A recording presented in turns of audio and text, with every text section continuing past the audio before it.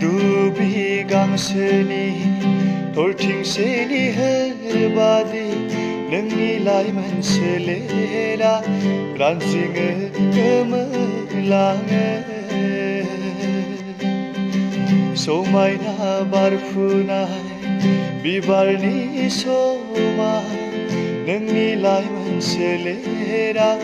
लह्रायो सिरिलाङो